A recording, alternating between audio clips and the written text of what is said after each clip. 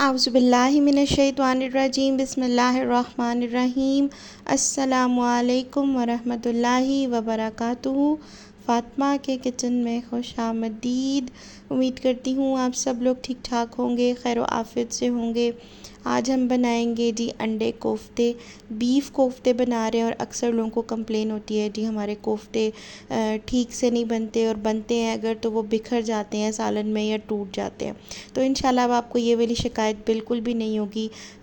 इस तरीके से जैसे मैं आपको बताऊंगी ऐसे बनाएंगे तो इंशाल्लाह आपके कोफ्ते बहुत ज़बरदस्त सॉफ्ट और मज़ेदार बनेंगे और बिल्कुल भी नहीं टूटेंगे। तो यहाँ पे हमने ले ली थी मिक्सी के अंदर लिया है मैंने तकरीबन 1 किलो के करीब कीमा। इसको मैं 2 शिफ्ट में करूँगी, ठीक है। इसमें डाल दिया है मैंने 2 दरमियाने साइज़ के प्याज, 3 से 4 अदद हरी मिर्चें, 1 चम्मच मैंने डाला है इसमें लहसुन का पाउडर, 1 चम्मच डाला है मैंने इसमें अदरक का पाउडर, और 1 ही चम्मच मैंने इसमें डाला है प्याज का पाउडर। अगर नहीं है आपके पास प्याज का पाउडर तो आप उसको स्किप आउट भी कर सकते हैं और फ्रेश मसाले भी यूज़ कर सकते हैं। साथ ही यहाँ पे अब डाली है मैंने नमक हस्बे ज़रूरत। लाल मिर्च का पाउडर डाला है 1.5 चम्मच के करीब, और 2 चम्मच के करीब डाला है मैंने यहाँ पे सूखा धनिया का पाउडर, ठीक है। सूखा धनिया जो है ना बहुत अच्छी बाइंडिंग करता है, तो ये जब भी आप डालें तो थोड़ा सा ज़्यादा डालें। इसके बाद यहाँ डाले हैं मैंने जी 2 ब्रेड के स्लाइसेस, और उनको भी इस तरीके से कीमे के अंदर अच्छे तरीके से मिक्सी के अंदर मैंने इसको मिक्स कर लिया था। और ये देखें कीमा कितना ज़बरदस्त हो गया। ये देखें ये बिल्कुल साथ, ये देखें अभी मैं आपको ये बनाकर दिखाती हूँ। बिल्कुल हल्के हाथों के साथ ये देखें मैंने बनाया, और बहुत अच्छा, बिल्कुल भी ऐसा नहीं लगा कि भाई जी जो है ना वो ये गिर गया हो या टूट गया हो या बिखर रहा हो, ऐसा नहीं है। तो यहाँ पे अब मैंने जितना भी कीमा था ना इसके मैंने बना लेने कोफ्ते, इसको साइड पे कर लेना है। साथ ही यहाँ पे अब सबसे पहले हम स्टार्ट करते हैं, तो कुकिंग स्टार्ट करते हैं। यहाँ पे लिया था जी हमने एक कढ़ाई के अंदर डाले हैं मैंने 4 से 5 अदद टमाटर मैंने ग्राइंड करके डाले हैं तकरीबन 1.5 गिलास पानी में। उसको मैंने इतना ज़्यादा पकाया था टमाटरों के पेस्ट को कि बिल्कुल वो पानी बिल्कुल ड्राई हो गया था और कुछ इस तरीके से शक्ल आई थी। जब बिल्कुल ड्राई हो जाएगा ना पानी, तो अपने यहाँ पे अब जो है ना ऑयल या घी जो भी आप पसंद करते हैं, वैसे सालन अगर आप कुछ भी बनाएं तो उसमें घी डालें तो बहुत अच्छा फ्लेवर आता है। तो मैंने यहाँ पे घी डाला है तकरीबन 1.5 कप के करीब। ये डालने के बाद यहाँ पे अच्छे से इसकी भुनाई कर लिए। कलर देख सकते हैं टमाटर का कितना ज़बरदस्त है। अब इस स्टेज पे सबसे पहले यहाँ पे जाएगा जी ज़ीरा, आधी चम्मच सफ़ेद ज़ीरा जाएगा। इसके बाद जाएगा जी यहाँ पे नमक आपने हस्बे ज़रूरत इसमें ऐड करना है। मैं यहाँ पे 1.5 चम्मच के करीब यूज़ कर रही हूँ। इसके बाद यहाँ पे जाएगा जी लाल मिर्च पिसी हुई। इसके बाद यहाँ पे जाएगा जी ज़ीरा पाउडर 1 चम्मच के करीब। साथ ही अब इसमें जाएगा जी हमारे पास हल्दी पाउडर, ठीक है। हल्दी पाउडर मैंने यहाँ पे थोड़ा सा ज़्यादा इस्तेमाल किया है, मैंने एक बड़ा वाला चम्मच डाला है भरकर। साथ ही यहाँ पे जाएगा जी अब हमारे पास सूखा धनिया का पाउडर, ठीक है। ये चीज़ें जाने के बाद इसको हम अच्छे से मिक्स करेंगे। मिक्स करने के बाद इसकी थोड़ी सी भुनाई करेंगे मसाले की, ताकि जो है मसाले अच्छे से कुकड हो जाए, बहुत अच्छे से पक जाए। कलर आप देख सकते हैं यहाँ मसाले का बहुत अच्छा है, लाल लाल सा मसाला है, ऐसा नहीं है कि काला हुआ हो या जो है ना वो, हमने इसमें प्याज वगैरह इस्तेमाल नहीं किया।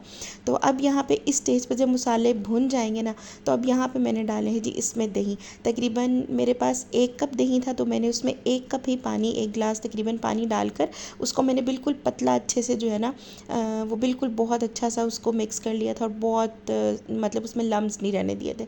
ये मैंने डालने के बाद इसको थोड़ा सा मिक्स किया है। मिक्स करने के बाद यहाँ पर हम इसको कुक करेंगे। अच्छा, यहाँ पे ऐसा हुआ था कि यहाँ पे मैं ना जो है वो देगी लाल मिर्च होती है ना, वो डालना भूल गई थी, तो मैंने इस स्टेज पर डाली थी। डालने के बाद मैंने इसको मसाले को बहुत अच्छे से पका लिया था, तो कुछ इस तरह की शक्ल आई थी।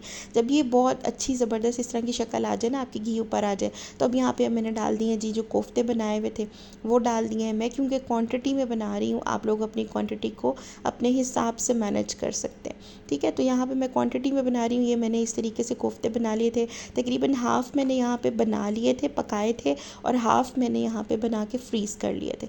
तो मतलब माशाल्लाह बहुत अच्छी क्वांटिटी बन गई थी। बस थोड़ी थोड़ी सी स्पेस बनाते जाना है, और आपने इस तरीके से कोफ्ते जो है ना वो अपनी उसमें सालन में एडजस्ट करते जाना है।